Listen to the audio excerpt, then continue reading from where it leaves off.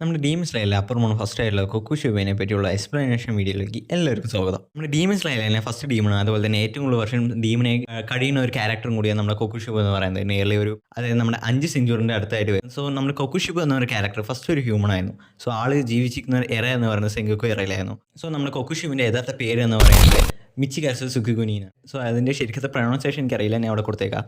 So all പറയുന്നത് നമ്മുടെ demon king ആയിട്ടുള്ള മുസാമിരെ പേടിക്കുന്ന one of the first and most strongest demon slayer ആയിട്ടുള്ള നമ്മുടെ യൊറോയിച്ചിൻ്റെ ഓൾഡർ ബ്രദറും കൂടിയാണ് നമ്മുടെ ഈ ഒരു കൊക്കുഷുബ പറയുന്നത്. സോ നമ്മുടെ കൊക്കുഷുബ ഫസ്റ്റ് കേസിൽ തന്നെ ഡീമൺ ആകുന്ന മെയിൻ കാരണം എന്ന് പറയുന്നത് നമ്മുടെ യൊറോയിച്ചാണ്. സോ അതിൻ്റെ കാരണം എന്താണെന്ന് ചോദിച്ചാൽ നമ്മുടെ യൊറോയിച്ച് എന്ന് പറയുന്നത് one of the strongest demon സ്ലെയറും അതുപോലെ തന്നെ ഫസ്റ്റ് ബ്രീതിങ് ഫോം ആയിട്ടുള്ള സൺ ബ്രീത്തിങ്ങിൻ്റെ ഓണറും കൂടിയാണ്.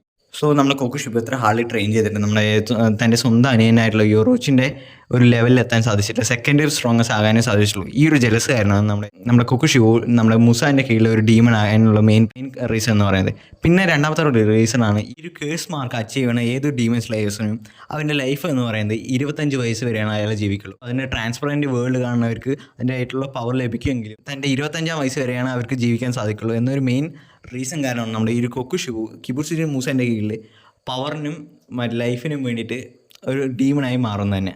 അത് മാത്രമല്ല നമ്മുടെ ഡീമൺ കിങ് ആയിട്ടുള്ള കിബുട്സുജി മൂസൻ്റെ ഏറ്റവും ട്രസ്റ്റ് വർത്തിയും അതുപോലെ തന്നെ പാർട്ട്ണർ ലെവലിലേക്ക് കണക്കാക്കുന്ന ഒരു ക്യാരക്ടറാണ് നമ്മുടെ കൊക്കുഷുബ.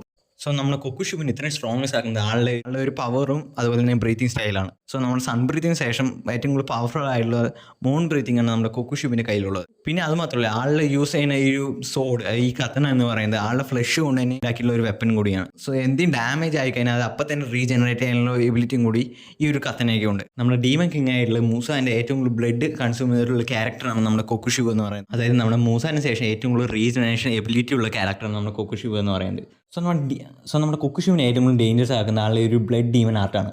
അതായത് ഈ ഡീമൺ ആർട്ടിൽ പെടുന്നതാണ് ആളുടെ ഒരു മൂൺ ബ്രീത്തിങ് നിന്നും പുറത്ത് വിടുന്ന ഈ ഒരു തൻ്റെ ഓൺ ഫ്ലഷ് ആൻഡ് ബ്ലഡിൽ നിന്നും പുറത്ത് വിടുന്ന ഈ ഒരു ക്രസൻറ്റ് മൂൺ ബ്ലേഡ്സ് എന്ന് പറയുന്നത്.